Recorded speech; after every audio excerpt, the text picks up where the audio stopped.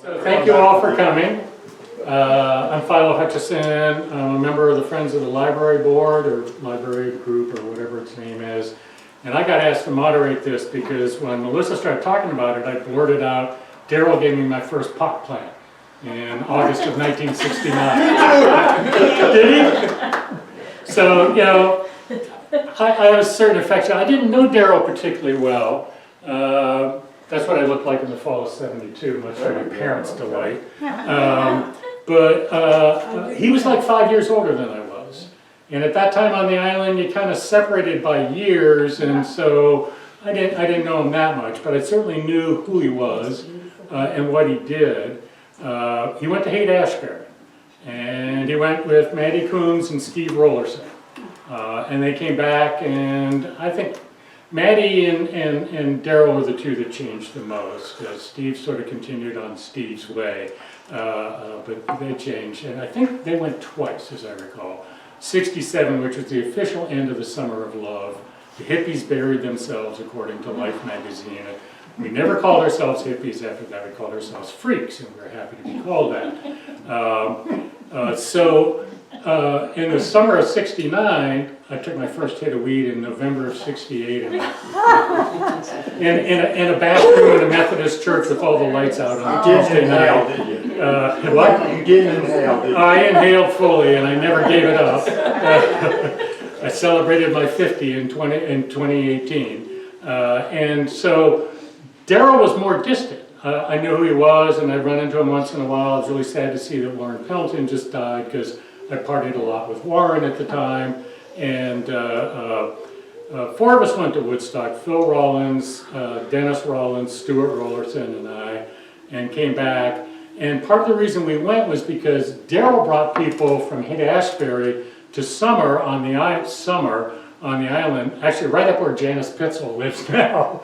They had a campground. And you know, I just wandered down from the house because it wasn't far, and then keep going to Writers Cove because of the Writer Cove girls. And so that's what my mom said. You know, all of a sudden you discover the Writer Cove girls, these were people who had been at Haight-Ashbury, and they knew Darrell, but he hardly ever came over. But he had a profound influence on the island, and so when Melissa suggested this, I thought, you know, my parents talked about him. I knew him. I kind of went in a different direction at that age. I went more political, so I bought my Yippie t-shirt, Abby Hoffman and Jerry Rubin, with the flag and the leaf, again to my parents' delight. And so I think this is a wonderful opportunity to celebrate somebody who has all sorts of aspects to his life. I remember Darrell most of all as being a kind and gentle person, that he was always nice to people. He didn't push himself on anybody, didn't try to dominate a conversation, but you knew he was there. And I know I partied with him just a couple of times, but he kind of stayed up on, this was funny, at the Friends meeting, I said, well, it wasn't called Rebel Hill Road, right?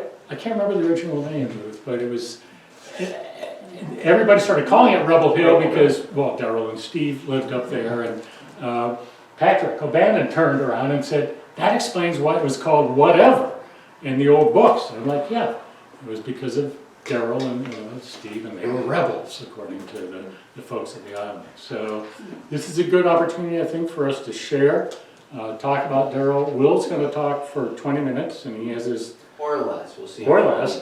And Melissa's going to talk before Will to say a few words about Darrell as author. So he had all sorts of aspects, including growing, which I remember most fondly. And we're off. Thank you. Great. Thank you. Yeah. Thanks, Philo. So I am so excited about this program. I've been thinking about it for a long time. Will came in, I don't even know when. Sometime this summer. Last year. This summer. I want that ID back, wherever it is. It's been in my wallet since 1972. I can't cash checks off it anymore, but... No, that would work. So, I've been thinking about this a long time. We wanted to bring in a more diverse type of audience. I didn't realize you all we're diverse already. Hi there. Hi, Sarah. Yay. This is what I'm talking about. Oh, hi, yeah. Hi. Anyway,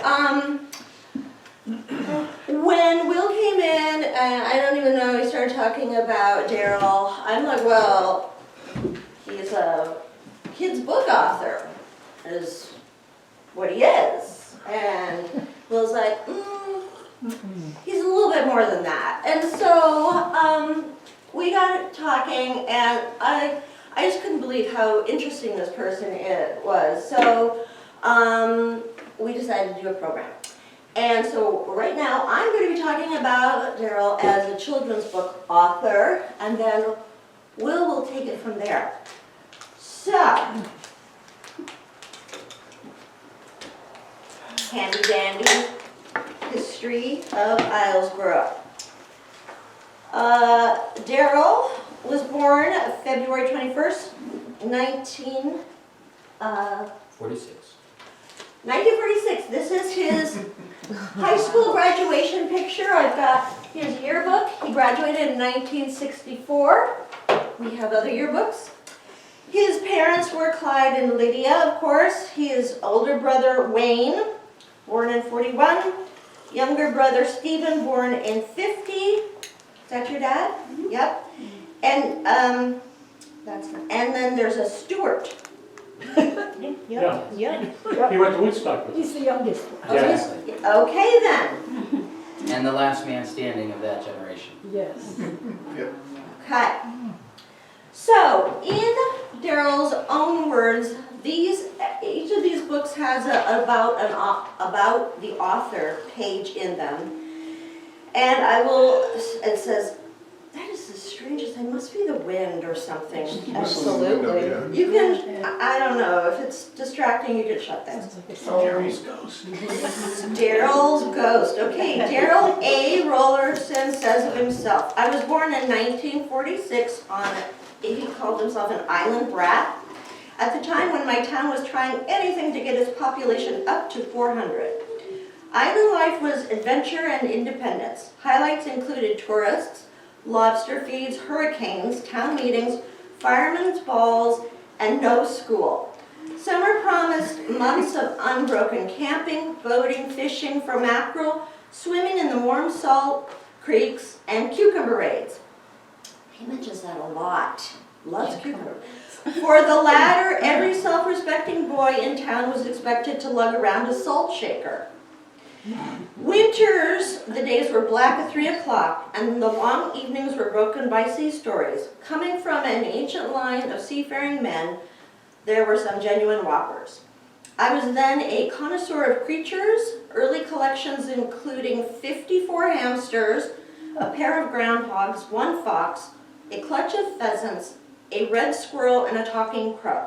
I was forbidden to befriend a goose as my mother had once been attacked by one. I graduated from high school 4th in a class of 5. I feel better not hiding it. It says it right here. And shortly after went to Massachusetts as a legal stenographer. One year there, and I joined the Navy. Why else than to see the world? But I was sent to an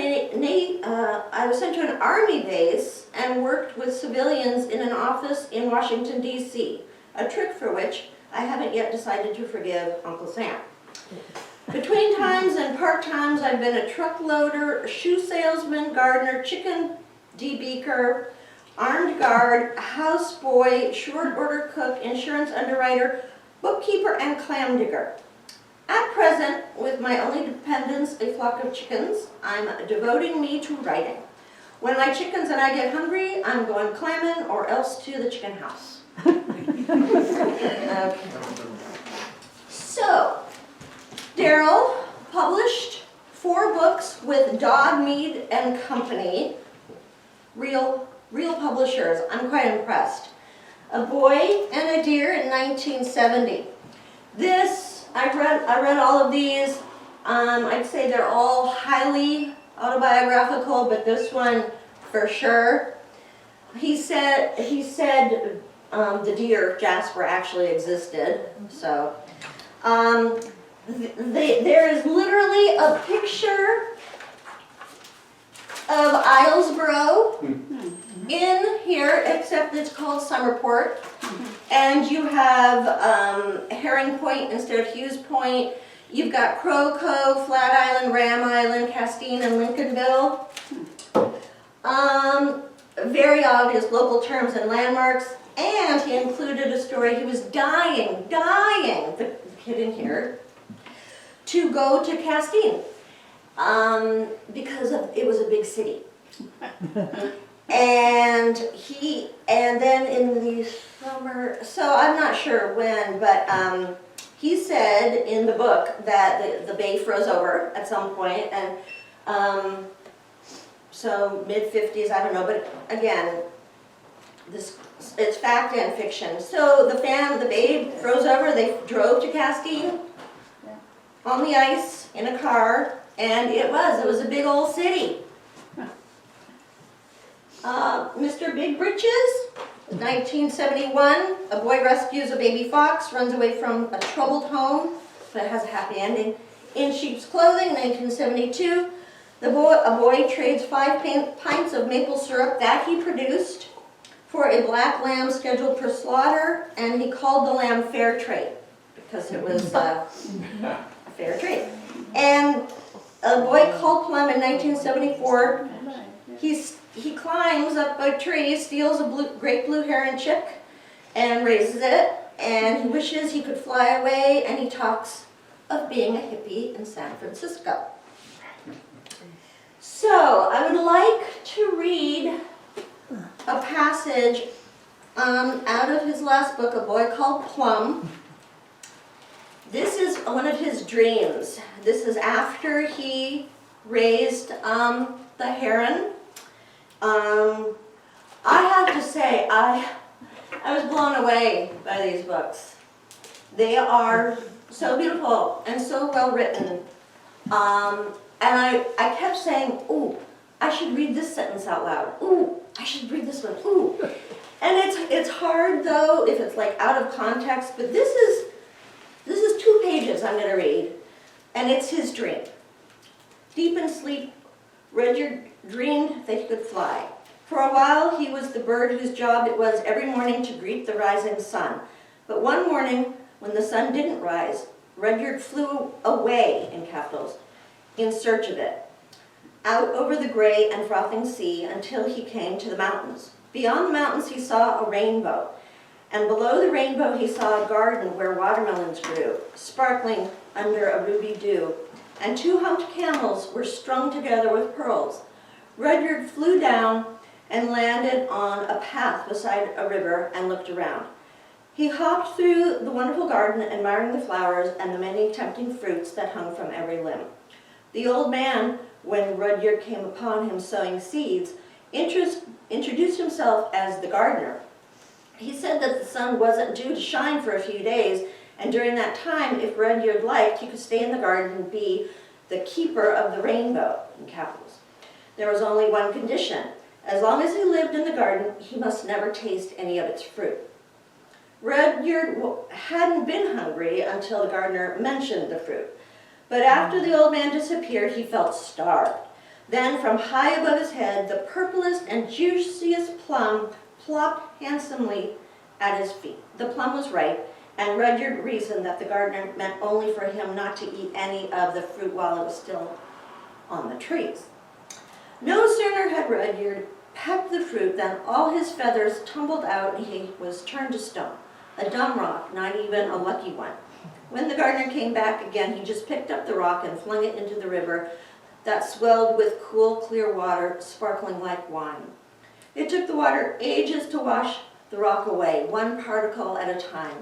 But ages in a dream fleet by, and Rudyard suddenly found himself transformed and deposited in the sea.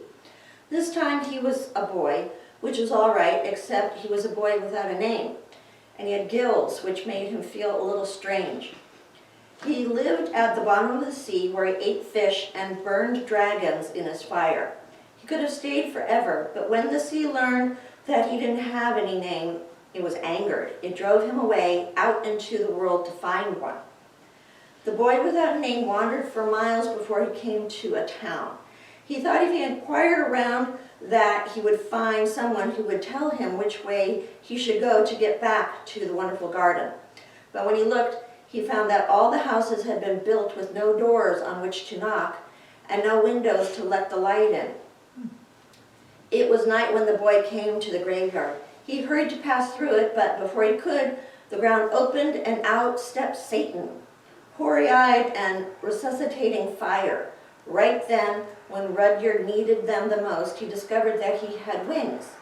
He spread them wider as they grew, flapping as he flew, higher and higher, until he flew away, out over the treetops and the rooftops and the chimney pots and the telephone light poles, where the birds were perched at the risk of being electrocuted.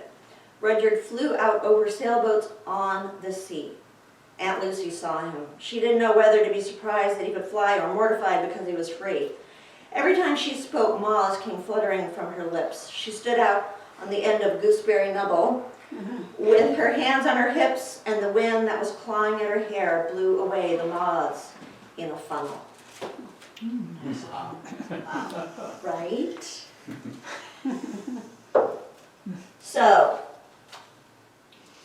there are definitely themes of all these books, Sherry. A lonely boy befriends an animal, every single one. Growing up on an island in the Maine coast of vital importance. His love and knowledge of nature, all these terms and words and all of that. He only talks about the summer. Each book starts with the end of school and the beginning of summer. He never talks about being in school. These books, except for this one, he was raised by older people, not necessarily his parents, so grandparents and an aunt. And in each of these books, he had a sense of adventure and running away to see the world. So son of a nutcracker. Okay, that's Boy and a Deer. I was supposed to be showing you this when I talked to you. Mr. Big Britches, in sheep's clothing, and A Boy Called Plum. And then I went on the library's website and I looked at online resources, and I went to the Islesboro Island News and I looked up the 1980s and I found his obituary. Darrell Rolerson died June 11th, 1987 after a lengthy illness. He was born February 21st, 1946, son of Clyde and Lydia Coombs Rolerson. He was a resident of Islesboro. He was author of 4 books, A Boy and a Deer, Mr. Big Britches, A Boy Called Plum, and Sheep's Clothing. Those are switch. He was working on a 5th book. I don't know if anybody knows about that. The Firekeeper, about a boy and his grandmother. At the time of his death, the last chapter is incomplete.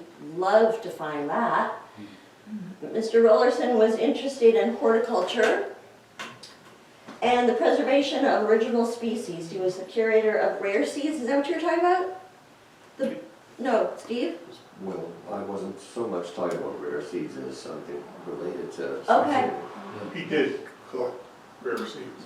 Non-hybrid seeds which were marketed worldwide through a Seed Savers Exchange catalog. There are old strains of vegetables and flower seeds. So with that, after Will is done, we're going to open the floor up to just not discussion, but memories. Love to hear people's stories, because it sounds like he was a very special man. First of all, I just want to thank you, Melissa, that was great. And that's a beautiful section to highlight. I haven't actually gotten to that book yet, so that's really good. Okay, I don't want to, we'll just go right back. Go back to the high school shot Yes. when we're young. Oh, That's a there, good that's a good one. Okay. Man, this is like, if we ever could have had a positive example in the 1960s of a Maine guy, I mean, this is, how do you get better than this? As a context, many of you may know me, many of you may not. My name's Will Niels, I grew up out in Appleton. Some of what I'm about to share is in relation to the effect Darrell had Whether he was aware of it or not is a whole other question, but it's the effect he had, because that's how I found out about it, and that's why I study him. I've studied him for about 15 years now. But in a nutshell, the reason for that is because my dad grew weed, and so then eventually I started growing weed in the early aughts. And it wasn't something I necessarily grew up with myself, but the deputies would be out looking for my pop's weed plants on the back 40 sometimes, in Appleton, and so it was one of those things I was aware of it, but I never saw it. And so years later I'd start growing. I lived in Lincolnville, and a guy named Charlie Oldham, who was John Oldham's brother, was a good friend of mine. We used to trade concert recordings back and forth because I love music. I learned about music and stuff my whole life. My dad's a musician. So Charlie said, well, if you're gonna really start growing, you should do that with something good. Here's a film caster. This is all the seeds from the weed I've been buying off Islesboro for the last 15 years. There's some stuff in there that was really good. And I said, thank you. And I started, and I grew like 67 plants the first year that turned out female, and I think like 73 the next year.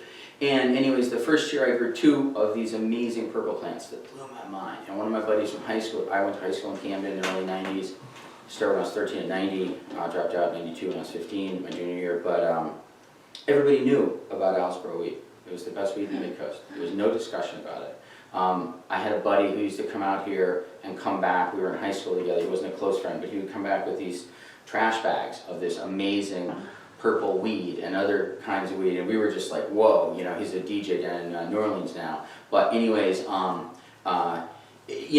was an awareness of mine. There was like this mythical thing that Islesboro had produced this marijuana, and that's a time when it was still extremely felonious and extremely dangerous, right? So that's why I contextualized by saying my dad grew weed, so I grew up with this awareness and concern about it.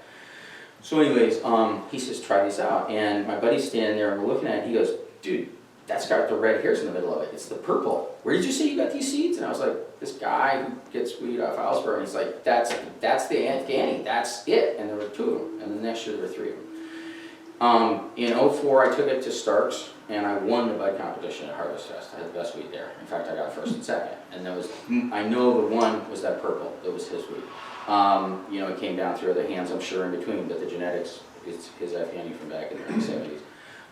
And so that set me on a course. I ended up growing with other people, other growers as I was younger. I stepped in with older growers, worked with people on the mainland, never here. I wasn't out here very much then at all. But one of the things I was talking to this guy who was a friend of mine, and I grew a lot of weed with eventually over the years, and a guy named Doug Huffnagel, who's passed now, but Doug was known as the Coffee Man. And I was telling him about winning this competition the year before, and I was like, I want to learn about this guy. There's this dude who started all this. And I was like, I know there's other people, but there's a guy. And he goes, oh, you're talking about Darrell Rolerson. And I'm like, okay. And he said, yeah, that's the guy who brought the seeds. He started it, And he pointed out that another person, the guy named Jason, who we both knew, he better than me, but we knew him. He said, well, we both knew him. And, he died of AIDS. And I was like, and so it started this journey for me. So since then, I've basically been going out and trying to find stories about Darrell, because to me, it's a debt. I grew his weed. I won a competition with his weed, only in name, but nonetheless, it's a debt that I have to him. I don't even grow weed anymore, but it's important, and the reason for that is multifaceted. But in a quick nutshell, what I understand is this: that he had the social connections and he had the vision to travel to other places. Eventually, he got enough resources somehow. I would assume probably through some type of commercial activity to travel around the world. And this is at a period in the late 60s and early 70s. And at that time, he took the time to go to actual marijuana growing regions. And there's regions all over the earth, because marijuana, much like apples and other stuff, really does exist all over the earth. It's just been there. There's different versions everywhere, but it's there. And as a context, I'm not going to actually specifically name any of the people that I've got information from over the years, because I've talked to so many people. I don't want to really out anybody, but there's people in this room who I've talked to before about him. And I would encourage all of you to share whatever you want to when I get done and wrapped up. I'm just going to give you a basic blow-by-blow of what I understand, and then contextualize with what it wrought upon me, because it was amazing what it did. It created a small-scale microeconomy that supported thousands of families for decades and multiple generations. And to my knowledge, he's the reason that started, so that's really important. Anyways, but he would go to a country and he would ask around about where was the best marijuana growing region in the country. And so that, if you're in Afghanistan, it's wherever it is, and you go there. If you're in some place like maybe, Let's say you ended up in Central America, you're in Belize, and they say, oh, go to Orange Walk District. So I'm sure he would go to Orange Walk District, and then he would say, hey, where are the best villages here? And they say, oh, you go to this place, go to that valley, and then you go there. And then he'd ask around, where are the best farmers? And so this is how he would find, in his own way, he'd get to the hot regions, and then find the people that had the great seeds. And he would sit there and he'd get it, and my understanding is he would purchase it, and he would figure out his own way to get it back here. This is how he started out before he started growing. That's how he got the seeds. And then he would get it back here in 2 ways. He would deal with the marijuana however he chose to deal with it. But the seeds, my understanding is, were mailed back to his mom in Antiques. And so... Did you say in Antiques? Antiques, yes. So it's like, imagine you're in Thailand and you're getting, whatever it is. Imagine you're in Mexico. You're buying what? Vases, like these weird things like this. And so then, somehow you pack it up, you get the seeds in there, and you mail these back to mom. Mom got the stuff. Okay, cool. She, I believe, had a store of some type, an antique place, right? I think it's the Double Door Gallery now, or something like that. Or it's one different. Sorry, my bad. I am from Appleton. I don't have all this down. I'm still learning. That's all right. They've got your back. Yeah, thank you. And so he would get home, and that's where he started growing the seeds, was up there on Rebel Hill, right? This is his family land. And my understanding was he grew them in hot houses, hoop houses, and if they molded, he didn't propagate them again, which is really important. If you're going to grow weed, you don't want it to mold, and so that was helpful. Once again, I've done a lot of talking with people all over the state of Maine. I've talked to lots of growers. Years after I placed in that thing in 04 in Starks, I ended up running those festivals for Harry and Cindy Brown. From 11 to 14, I was the operations manager at Harry Brown's farm. I got raided and Hope. I had a little multi-felony indictment for being a medical marijuana caregiver, but it all worked out okay. They gave me a misdemeanor plea too, because the cop who raided me sold cocaine by the ounce, and they were putting me up on 7 pounds of weed and some loaded shotguns, so that case didn't go well for them. But the point is in the interim, I ran these pot festivals, and that gave me the access to learn from and meet a lot of growers all over the state of Maine. And that's a period of my life when I was still growing indoor and outdoor, but a lot of people already knew me, and so I talked to a lot of people about this. I've never heard of people growing indicas in Maine before the late 60s and early 70s, and to my knowledge, he's the first person who ever did it. And the reason that matters, for those of you who may or may not have studied this, is like in the world of marijuana, there's like cannabis sativa, cannabis indica, and cannabis ruderalis. Ruderalis is some weird Siberian ditchweed that basically grows real fast and doesn't produce much THC, so it's great for hemp and stuff like that. But anyways, the stuff that everybody had and brought back from Vietnam was all sativas, and that meant that it wouldn't finish until Valentine's Day, literally. And it wanted to grow 14 to 20 feet tall, and it was really dangly and thin. It wouldn't finish. So what's important about what Darrell did was he found landrace genetics, that's what people in the marijuana community call them, and he brought them here, and he crossed up indicas, which are the ones that come from high altitudinal cold climates, places like Afghanistan. And he crossed them with sativas from all over the world, literally. I mean, the Asian continent, South and Central America, that's supposedly one of the great Afghanis that he produced was a Maui Wowie and an Afghani cross. I'm not certain, but that's what I've heard. And so then, he starts growing weed. He doesn't necessarily, I would assume, at some point in time, he doesn't need to smuggle as much. He just decides to be home, and he does his thing here. But he starts growing weed, and that weed's very, very, very good weed. Okay, it's superlative weed. It's better than anything anybody's ever seen around here because it has that mixed genetics. It can finish in October. This is crucial because in Maine, we don't have a long growing season, and it sure as hell was shorter back then than it is now, so for all the obvious reasons we're aware of. So he starts selling it, and people get it, but my understanding was it wasn't like the kind of thing you come out on the ferry and get it, because, so people came in boats. Well, if you're coming from boats, you're probably not going to come. Some people might have come a long ways, but a lot of folks came from shorter distances. And the boats mostly came from over there in Hancock County, up here in Waldo County, Knox County, and Lincoln County. It's worth pointing out that there were people down near New Harbor and other places in Lincoln County that were moving a lot of different things, and so I would assume some of them probably would want to come up here. I personally have had a lot of conversations with people who are from Booth Bay, and they were belligerently aware of Darrell and his weed in the mid-70s. So, clearly there was already a connection going on between Lincoln County and down there. But what this does, which makes it really important, is the weed goes back to those counties. The people that are buying it divvy it up, they sell it off to all their friends, and suddenly everybody has the genetics to be able to cross with whatever shag sativa they, their brother, their father, or their uncle brought back from Vietnam. Whether that was Laotian, Thai, or Vietnamese weed, doesn't matter anymore, because now you got something that's half indica, and you cross it in with your weed, and you got the best weed anybody's ever seen, and it finishes somewhere between the early October and the middle of November. And that is very important. And so in the context of what he did, what he really did, and I'll probably, to be honest, I'm going to try to wrap up pretty quick here, but what he did was he created an underground, technically illegal, small-scale economy that could give thousands of families in these 4 counties the opportunity to generate their own cash in a non-taxable circumstance. There was risk involved. A lot of people up here in Maine were already used to taking certain risks. Surviving the winter could be a challenge. So that's what's really amazing about that. And I understand that people may or may not understand that on this island, but I promise you, having been somebody who traveled the country, I've been in every state in the continent when I was younger for political reasons. I used to go to these demonstrations and things and do all kinds of social organizing around the country in solidarity with poor people, trying to defend against corporate avarice and the government and stuff.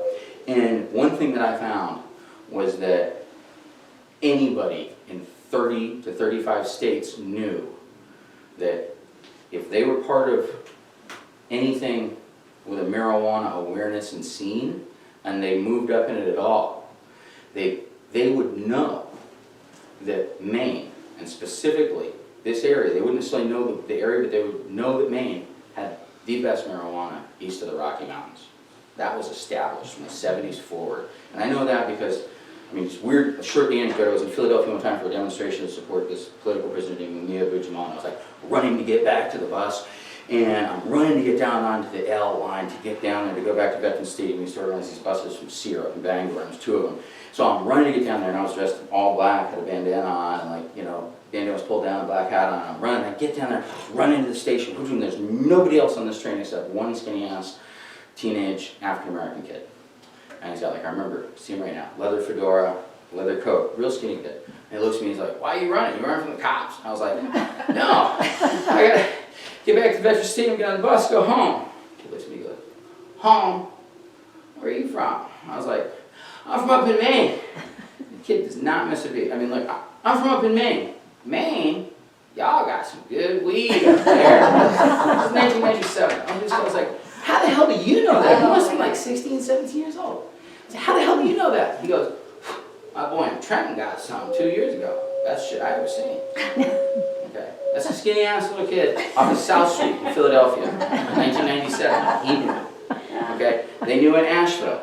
They knew in the Berkshires. The only place east of the Rockies that ever competed with us was the mountains outside of Asheville and Tennessee, those mountains, the Berkshires, the Green Mountains in Vermont. Like, that's it. Nobody else competed with us until you got to Colorado. And we were known as the Emerald Triangle of the East Coast. And so that's why this is like a life thing for me to try to search for this.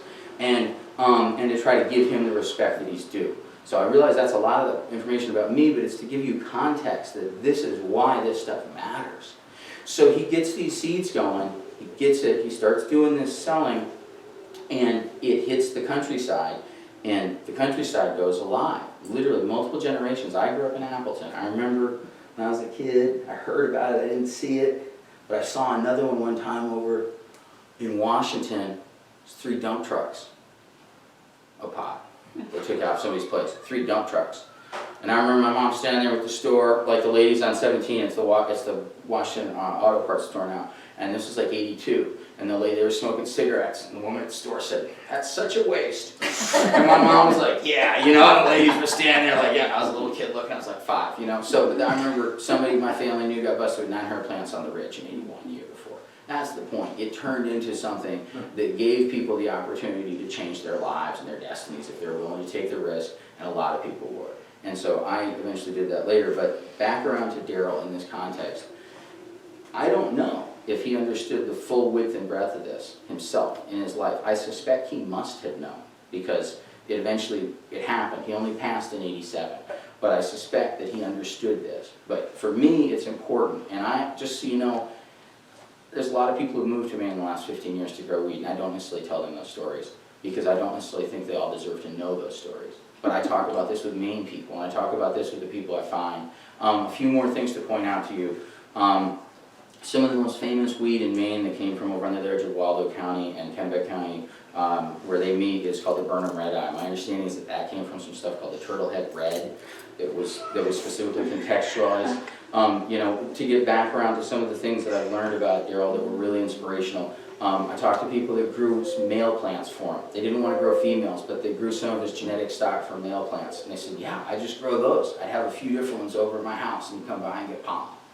Cool. You know, you see how there was a community process in his eyes. Everybody describes somebody like you're talking about, a good person with a good-natured attitude who was trying hard to help it look like as many people as possible. And that's why I think it's sort of amazing what he ended up actually creating. And I don't know if it was this idea, but it happened. And it definitely did something that changed Maine communities forever. And it now, you know, it's weird because people you know, when they made dispensaries legal in Maine with medical marijuana, these people from the Berkeley Patients Group had come and they actually paid $200,000, or no, $100,000 to get the one for Knox and Waldo County, and they opened up a dispensary in Knox County. And they started selling extremely expensive indoor. And they eventually shut down 3 years later, and they moved down to Bath to be able to sell to the union guys, because they found out the hard way that you can't actually sell indoor in Knox County to millionaires, because there's so many people already growing the weed there that they weren't going to make any money doing it, and they literally left. And that was sort of like I think that's what happens, you know, is when a community is naturally sustainably strong, then it resists that type of intrusion. And so, thank you, Steve, for bringing this. I hope you're going to talk about it, but that's proof positive that at least he had a holistic vision then with Dharma Farms. And so the Dharma Farms, I would point out, was referenced in his obituary. My understanding from a few different people is that he did preserve a variety of medicinal seeds, some of them were cannabis, but a lot of different plants, and that he also sold those as part of that process, as part of the seed-saving network. It was described to me by multiple people as being, in its own way, like a smaller but concurrent version of Johnny's and Fedco, which are like the two bookends of New England seed companies and are based here in Maine. And so I think that that's a beautiful accomplishment. If he'd only done that alone, that would be an amazing thing. But I think it's really beautiful that he did all this other stuff. So anyways, some things that I just picked up, weird little anecdotes that came through. I met a gentleman on this island, went to school with him, and he told me a beautiful story about their youth. He said, well, you know, Darrell was, he was debonair, you know, he was suave, he was handsome, the girls all loved him, they loved to dance with him at the dances, and, you know, sometimes it would seem like, you know, later on, it might seem like they hadn't gotten everything they might have hoped for, you know, but they really liked dancing with him, and I was like, yes, absolutely. And he said, later on, you know, we maybe understood more about why it was, you know, they didn't pair up as much. I was like, yes, sir, absolutely. I think that's part of it, right? Like, one of the other things is that I'm not sure, I don't know, because I haven't had communications with people who had specific relationships with him, but I would assume that he was either gay or semi-asexual, which seems fine, you know. I think part of the process as we move forward as a cultural, you know, evolution is to recognize and acknowledge these things as we come upon them, because they create space and time and place and community for people who may be in a similar situation to see that there are forebearers for them, that there are people who came before them who may have struggled mightily in a society that they didn't necessarily feel completely able to be themselves in. But I'm just going to hand it over to all you guys. You knew the man. I never met him, but I appreciate him, and I really appreciate people hearing out this component, because what I want to do is just acknowledge that he started this process that became arguably the most sustainable economic engine that we had in Maine in the most dire economic times of my lifetime, in the 80s and 90s. Times were hard, and a lot of families pulled through that, and the Americans just kept coming up. Cool. Thank you. Very cool. Well, I am very interested in hearing some other stories, if anybody would like to share. Yes. I lived on Hughes Point. Darrell was down there a lot. What's your name, sir? Doug Carmichael. Okay, sorry. yes. Sorry. Actually, And, you don't have to say your name. We are recording, but whatever you want, it's all good. He, for a number of summers, he hung out in an old abandoned house we had up behind us on Hughes Point Road. And he What would, year is this? mid-70s, early 70s. And, Darrell was our local pop guy. I mean, he had his little basket that he carried everywhere with him and a rolling machine in it and a lot of leafy stuff. And he was charismatic. He loved to talk about religion, and I was majoring in that at the time. He actually talked Phil Clayton and I into going down to an ashram in South Fallsburg to visit Baba Muktananda. We had a totally different experience than he did. A totally different experience, but he was wonderful to listen to his, I hate to say at this point, stone rap, but he was very involved in that kind of stuff. He also, the whole plant thing. Yeah. He gave us a cutting off this plant that I always admired that he had up. This is from a cutting up on Rebel Hill 40 years ago. It's southernwood, and the smell of it just reminds me of him. Here, if you want to. It's a bug repellent as well. It's a plant that. That's amazing. The smell reminds me of him whenever I. Oh, That's That's great. beautiful. He used to go sailing with us occasionally. He'd like to go out to Pond Island in that area. A few of us had some small boats, and we would sail out there and anchor and swim ashore. And he was particularly into finding the mushrooms, very much so. And Thank you. Edibles and otherwise? yes, Yeah. yes. And he was full of enthusiasm but very gentle. He made an impression on me. Wherever we've moved, we've taken cuttings. We always, Phil and I gave him a hard time about talking us into going down to the pub. But it was an interesting experience. I'm glad we did. So, Yeah, and then you can. Thank but you. anyways, that's Thank you. So he was one of those folks where it was like, you'd go away from the conversation with more than you went in with? Absolutely. Well, why do you think we ended up in an ashram?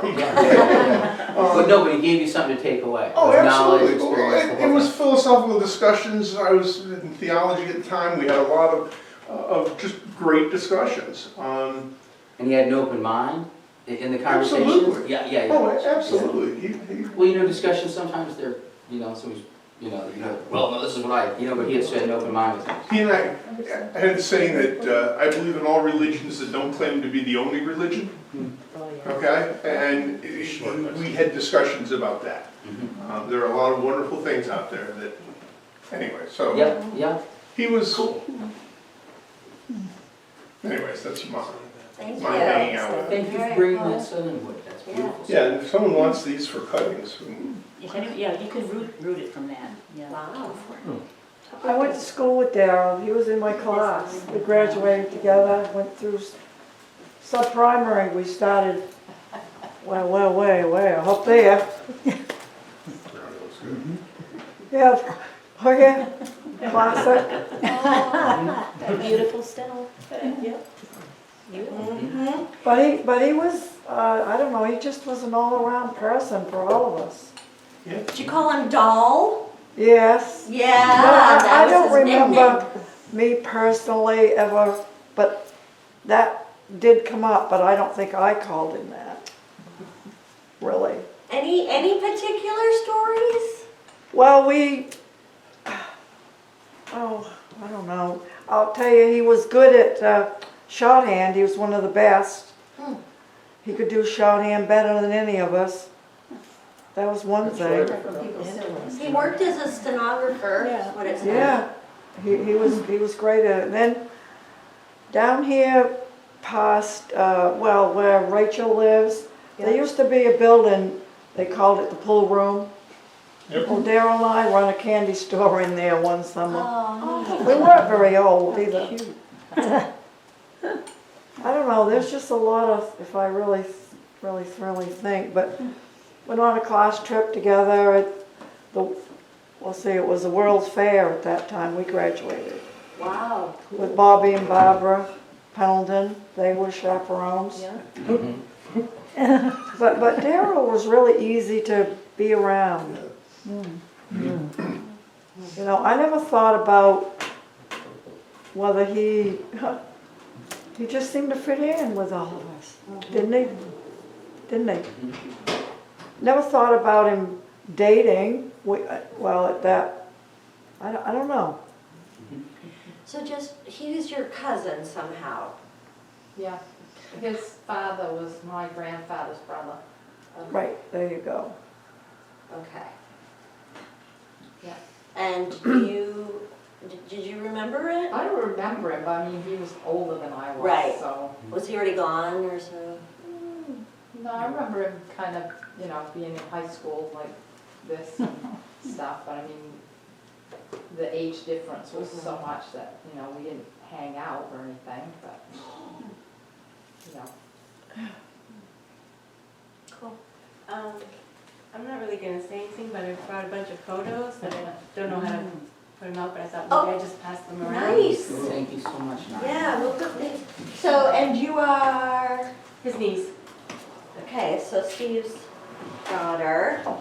So you came, this is so weird.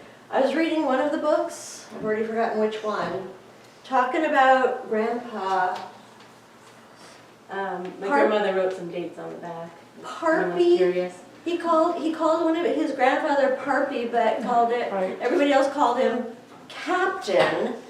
And Captain Rolerson Right. Captain, sat for a portrait by Charles Dana Gibson, which is in our other room, in your house, Rolerson House. So I'm like reading this and I'm like, oh, I know who that is. Who's really Apparently he was crazy? quite a hard ass. Who? Which one? The captain was a hard ass? His grandfather. Oh, Quite a stern man.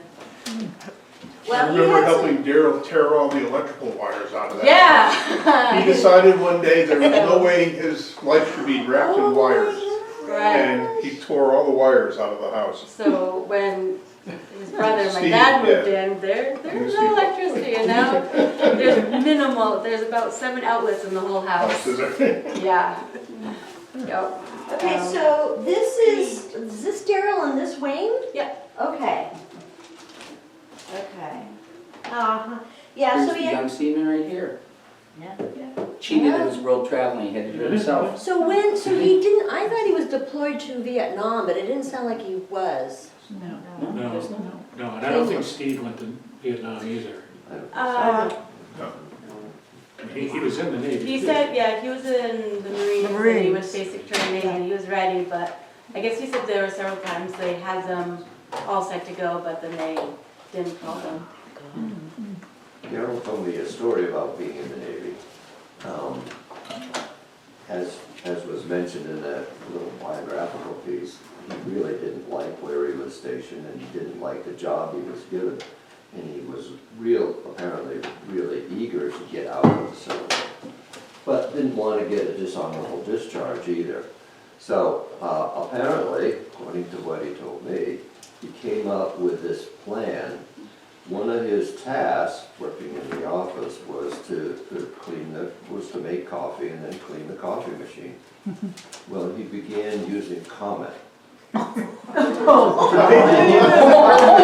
Yes. And this is a story.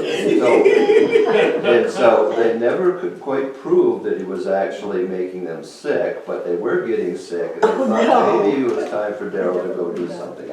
And so the story he told me was that he got an honorable discharge. But if anything, I think Darrell was incredibly sort of multifaceted. Yeah. You know, he and I didn't talk about pot a whole lot, but we talked about writing and we talked about plants. And, you know, I would say there's the possibility we might have smoked some pot together. But, you know, that wasn't, maybe it was a business thing, I don't know. But I think, as you were saying, I think that Darrell intuited what the other person he was with was about and what they wanted Right. to talk about. And he seemed pretty capable of doing that.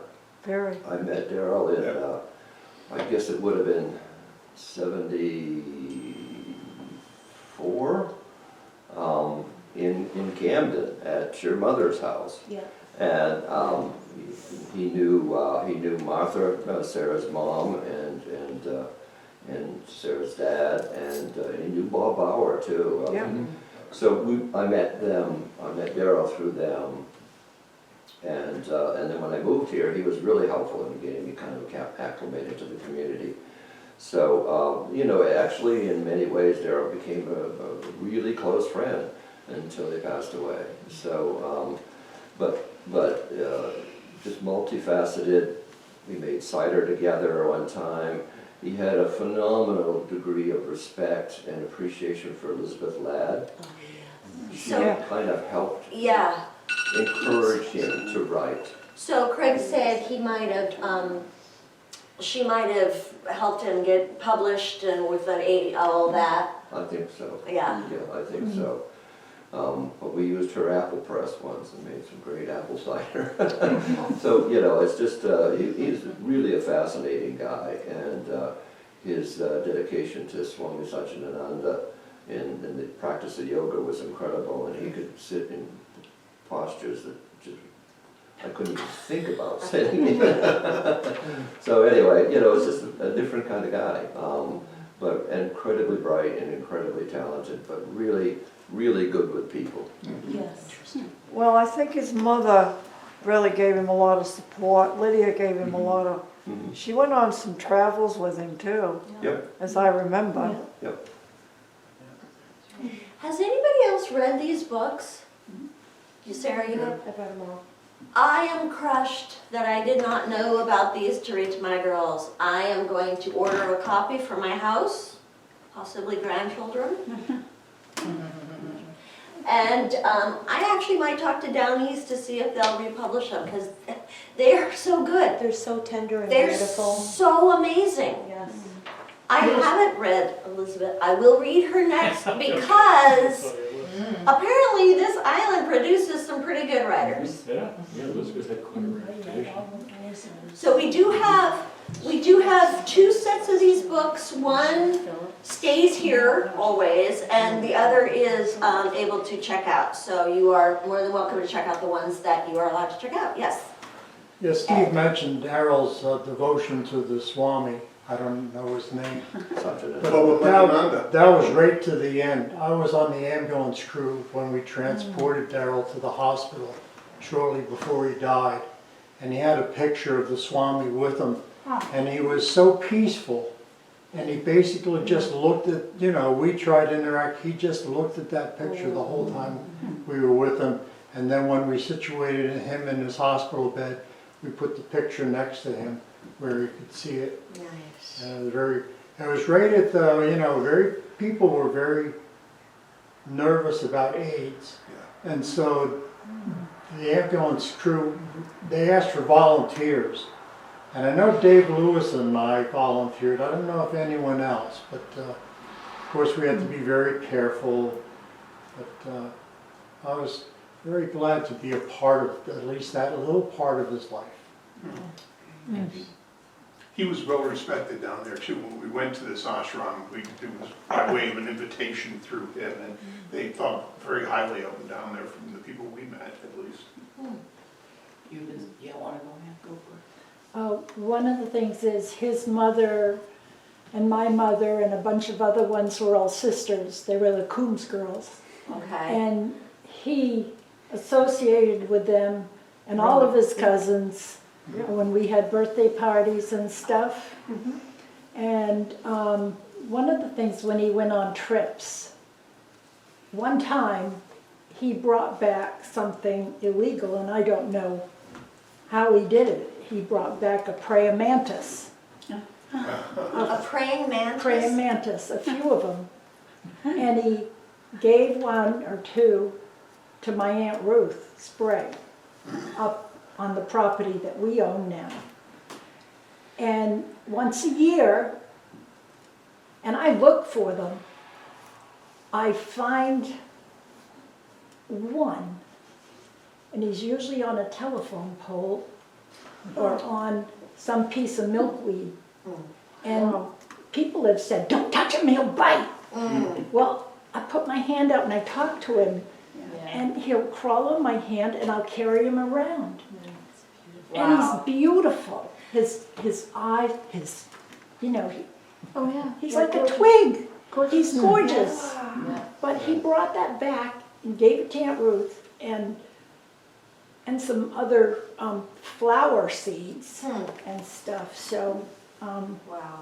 those were my memories. But he used to come to our birthday parties Yeah, and I bet. reunions on Sprague's Beach and everything. Nice. So it was cool. We had a praying mantis out here on the milkweed this summer. Wow. I bet he came from up there. Well, yeah, he was that's Just what's across right the against him. Um, I'm terrified of him. Two things, I don't know if anybody saw, but just recently this week, somebody posted a beautiful photo of your aunt and her husband, Clyde. Yeah, Right. Okay, you did that. That is a beautiful photo of I, them. It looks like it's in the late 30s I'm or something. assuming it's their honeymoon. It's great. It was beautiful. I just came across it. I'm so Yeah, I glad hadn't you seen did that that. before.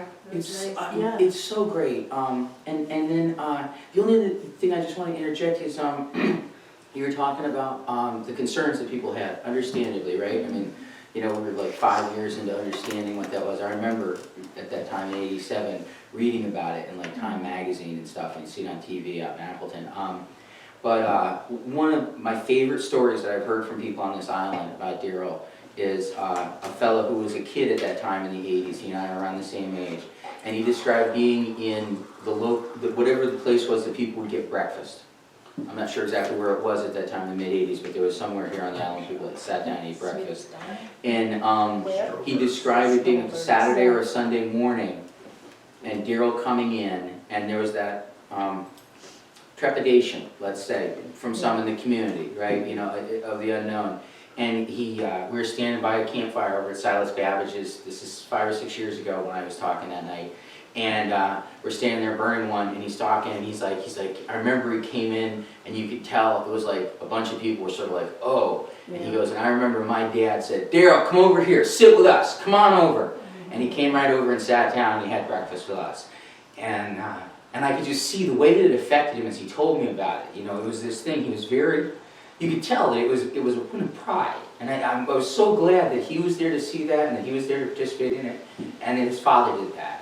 Because I feel like those are, it's one of those stories that just makes me happy about Maine.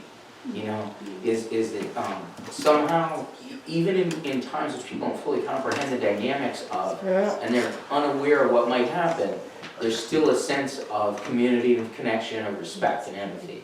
And I personally just love that story. And so I saw the chance to reference it. Thank you so much for being with him and helping him make that journey off this time. Well, it was a very special event in my life to be there with him. I really, you know, I knew he was Lydia's son. I knew Lydia really well. It just was, I felt very fortunate. I don't know where that nickname ever came from. I don't really remember, I remember it, but I don't know where it evolved. There, in the yearbook, it's, each student had a list of like nicknames and Nicknames, all, yeah, so right. it's in there. And then his favorites, and he's Yeah. like making up words and stuff, seriously. Innovator. But he was the always go-to if you had a problem trying to come up with a poem. Yeah, He could come up like that. interesting. So he wrote poetry pretty easy for you? He could write a poem in a second. Did you ever Yeah. do songs? Did you hear him sing songs or anything like that? No, No, so he just He did was poetry. in the chorus. yeah, 4 years. probably. He did chanting. He used to do chanting. Mhm. And I was just gonna, as Steve mentioned, my mom was really good friends with Darrell, and he was actually a really important part of my childhood. He was a consistent, safe male that Yeah. was in my life at that time. Yeah, And when he came, I could tell that he just had this joy, you know, that He he did. spread in the room. And one of my best memories of him is, so, you know, my mom was very hippie, and I considered us big time granolas. I went to school wishing I had a lunchbox with peanut butter and fluff. I had peanut butter with whole wheat bread and sprouts. And so she said, "Guess who's coming for your birthday tonight?" And I was like, and my friends were getting off the bus at the house we lived in, or her VW bus as well. I think we were living in that. But they got off the bus, and Darrell was there. And he had brought this beautiful, and I still have it, metal sun that was from somewhere overseas and had jeweled eyes. And he was wearing just like a cloth wrap, and he was in a position, like a peaceful position. He was like, "Welcome." And we all sat in a circle, and at that time it was, you know, it was just really, and then we had pesto, which no one had ever eaten pesto of my friends. And I was like, wow, because it was like, there was a lot of weed. And so I was like, what's this green stuff? And we're having green food. Because I was only 3.5. I was a young kindergartner. Oh, wow. My grandmother had me go to school because I could read, and it was what was best for our family at that time. And I have such positive feelings about him. It's really fun to hear the stories and to honor and cherish him. And I think his spiritual faith was such a beautiful thing for someone to have going through AIDS during that time. That was like a role model for all of us. So thank you. Thank you. Well, thank you all. This is so much more amazing than I could have hoped for. This is just everything I was looking for. He did discover his sexual identity at Haight-Ashbury. Because that came clear. One of the people who lived up by the fort, camped out, Robert Gagliardo, was in the Navy with him. And it took me decades to realize why he was called CAG.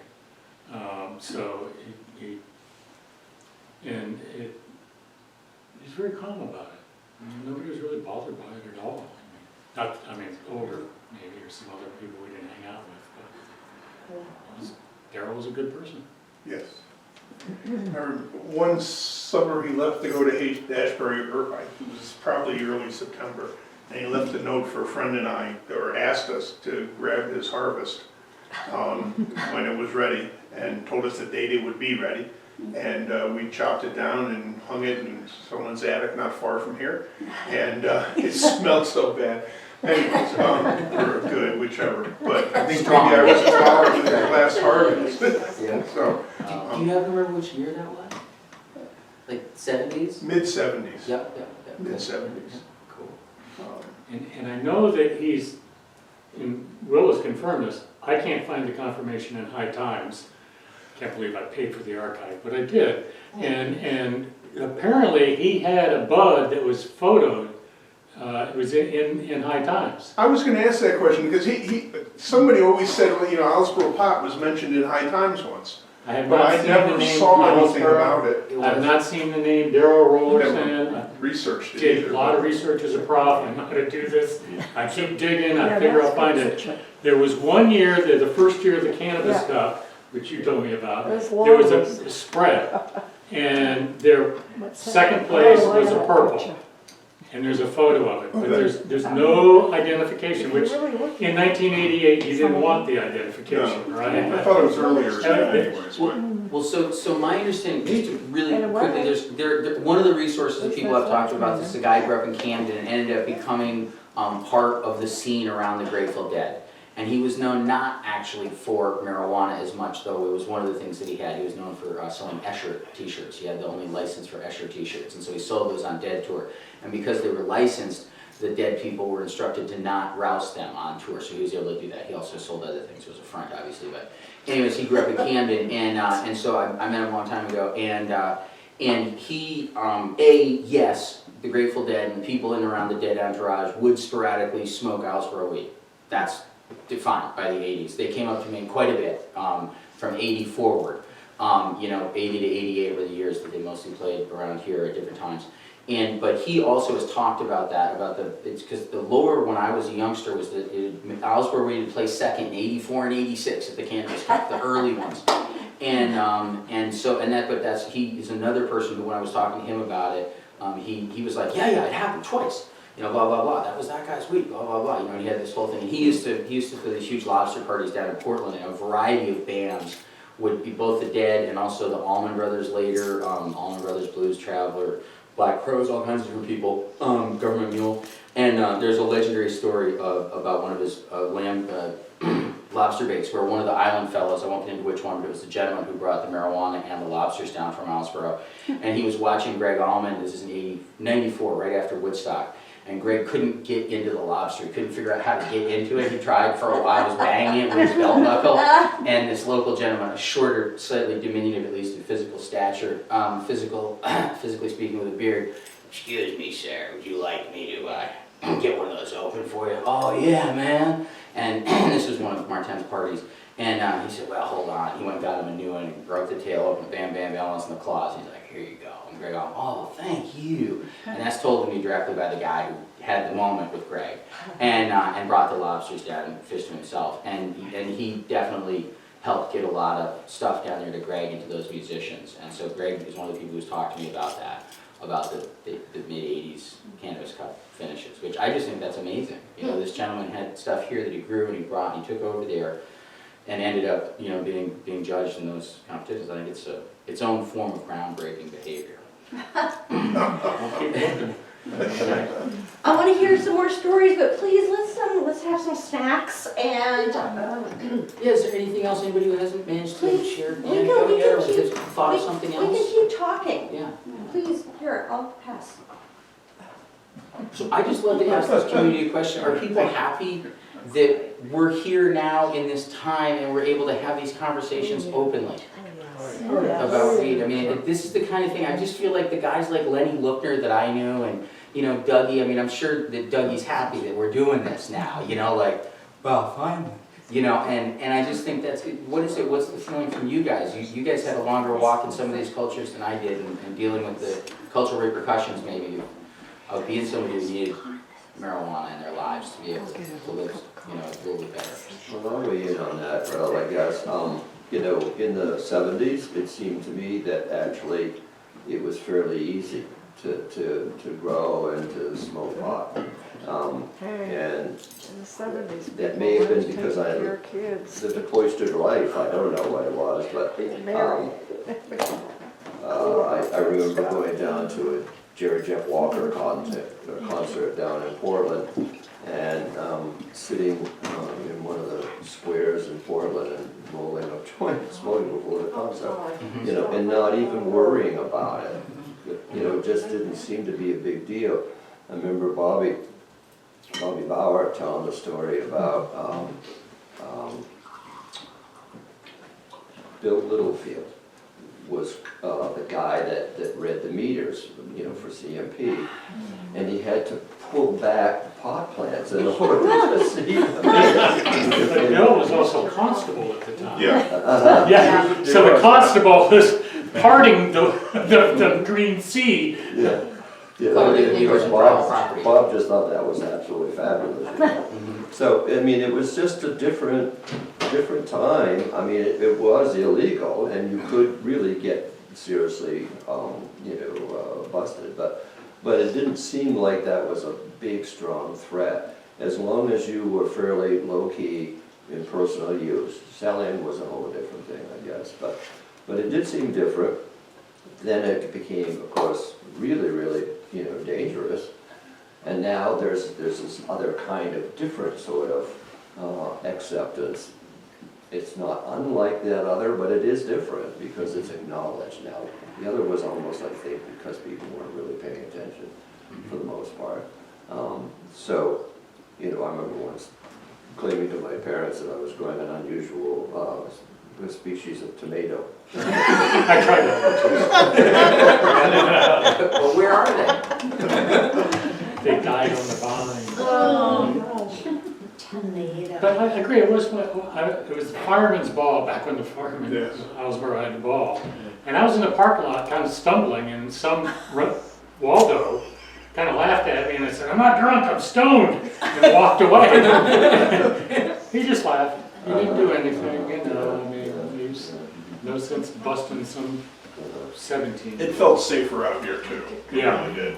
Yeah. I mean, That's good though, community, I mean, the whole point is this island has created that construct in many ways. I mean, Yeah. I have friends in Liberty that were some of the folks that when they were sending out the choppers in the 80s, they passed an ordinance, no drug choppers. You know, like, no, you're not gonna fly those over our houses in this town. But that's the point, is that Mainers have communities which in their own ways were smart. They looked at it. I mean, if you were at the council, you'd probably recognize it didn't take very long to realize that marijuana wasn't a drug that was gonna lead to very much physical violence for people. But I do remember Darrell freaking out when the helicopters did go over. Oh, really? I was wondering, do you ever get busted or anything? Not that I know of, I but think Bob Bauer. there were helicopters a number of times. Bob got busted. Bob did, yeah. They came in by night, the feds. Oh, boy. That's right. Do you remember when that was? Was that the 80s? No, 70s. 70s. Yeah, 73, Yes. 74, it was mid-70s. So it's so funny how marijuana got demonized, and I think it was in the 20s, and there was, somebody, probably Craig, told me it was when the pharmaceutical companies were getting going. Maybe Yeah. you told me. Yes. And there The was, DuPont family. it was competition, Exactly. and they had the money, and so, and then these, what, the devil, they like The devil's weed. demonized. Yeah. Harry Yes. Ainslinger. So I'm aware of this because of one of my uncles. I call him uncle. His name was Colin Stewart. Colin grew really good indoor Red Lights number 5, which is half black tie. And he was a Navy veteran from the 70s, and he lived up in Lincoln. And he used to propagate a speech that was given about how it all went down in the late 20s and into the 30s. And it was that this guy named Harry Ainslinger was working for the federal government, and it was dual use. There was an economic component and there was a social control component. The economic component was that they were trying to figure out how to consolidate the economic profit mechanism, which had been inherently decentralized, let's say, within patent medicine. So if you've ever seen the old patent medicine bottles and you've ever looked at them, 66% of the patent medicines registered in America in the 1800s and early 1900s contained cannabis sativa. It's 2/3, okay? It was just that, but like everybody knows about plant medicine if you study it, you know, where it comes from in Europe and the old women that did all this for thousands of years. You know, it's just a European Aboriginal culture, and it happened all over the world, but the European ones want to influence our culture mostly. But the point is that it was a mix, right? It was part of it, and we all understand, I think, or at least most people do, there's a lot of really great medicinal powers in that, having been a caregiver and watched cysts shrink in children's heads and stuff that were inoperable, but wow, magic, when they started taking that hash tincture, it was only 6 months, and the cyst went from something the size of a baseball down to something the size of a quarter, and they're back at school, and all that. You know, that was like Warren, like 12 years ago, while I was under indictment, I would point out. But anyways, so clearly that was part of it, right? They were trying to figure out how the families like the DuPont families wanted to be able to harness that so that you wouldn't get one medicine that covered 20 things, you'd get 20 medicines that covered one thing, right? And so that's about commercial exploitation, about the profit mechanism. So the challenge was they had to get rid of patent medicines, and so it was a 1-2 punch. You couldn't get rid of the primary ingredient in patent medicines within patent medicines, get rid of that without getting rid of the ingredient too. You needed that. And the social aspect was that at that point in time, obviously, there'd been a lot of time, and Latinos had managed to figure out that there were jobs in the north, and so they were coming north, and it was a valuable way for people all over the country in law enforcement and power structure to be able to potentially racially profile Latinos and blacks as well, because a lot of the time they smoked reefer. And so there was this thing like, great, that's a tool we use, it's a leverage point. And so in the 30s it became illegal if you didn't do the stamp and all that and pay the money, and which nobody did, and you weren't going to get it anyways. And so that's the mechanism, and it created that leverage. That's why it was important to me. I mean, I remember going to the dump, it was a Sunday in 1987. I was 11 years old, it was the fall. A guy named Reggie Walker, who's a county deputy, probably still is in Knox County, came out of the road coming off the bottom corner woodlot for us on Peacetown, where I grew up on the east side of the St. George Valley, the St. George River Valley in Appleton, and we stop, because here's this, guy who we know is a sheriff's deputy in plain clothes with his young son on the back of his wheeler. And I remember, my dad going, "Reggie, what the hell are you doing out on the back 40? And Reggie goes, "Looking for your pot plants, Pete." Big smile, that big bristled mustache, and I just was like, So, but the point is that was a leverage point. It was a point of leverage that could be applied. And what's beautiful is that obviously it wasn't applied nearly as much on this island. And I think that's why it was seen as a haven for all of us as youngsters. We knew Islesboro was the place to be. I have a buddy, I won't get into who it is, but for a long time he slung weed. He's a few years younger than me, and he has a legendary story about when he was 16 years old, he and his buddy literally put together like $600 in cash, and they got their bikes and they rode down here from up above in Waldo County, and they took the ferry over and they rode around the island trying to find somebody. This was in like 1999 or 2000, trying to find somebody who'd sling the weed. They couldn't, but they were prepared. They were like, "No, this is it. It's the place you go to get the best." And they, Well, so my assumption, and I think it's happening, is now that it's, I don't know if it's like legal, but it's not illegal. So anyway, the point is that maybe we can do some research on this instead of just like taboo or being afraid, because it's clearly medicinal. And I don't know that anybody has overdosed on marijuana. So there's, I know you tried, sorry. I was just gonna. if you work really hard, you can create a psychotropic reaction. It Okay, requires thanks. massive Anyway, yeah. intake. But anyway, I think this has been, I'm just so delighted that you all came, and thank you so much, Will. Thank you. And thank you for all